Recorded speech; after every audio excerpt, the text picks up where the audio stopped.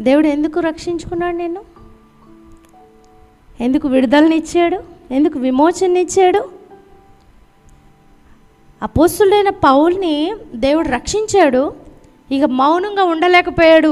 ఆయన జీవితాంతం సువార్తే, ఆయన జీవితాంతం వరకు కూడా సువార్తే ప్రకటిస్తూ ఉన్నాడు. అంటున్నాడు, ఆయనే చెప్తున్నాడు, అయ్యో నేను సువార్త ప్రకటించకపోతే నాకేమవుతుంది?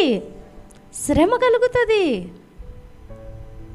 ఈరోజు నీకు శ్రమలు వస్తున్నాయి, ఎందుకంటే నువ్వు సువార్తగా లేవు.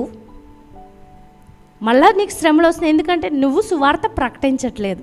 నువ్వు సువార్తగా లేనప్పుడు సువార్త ప్రకటించలేవు.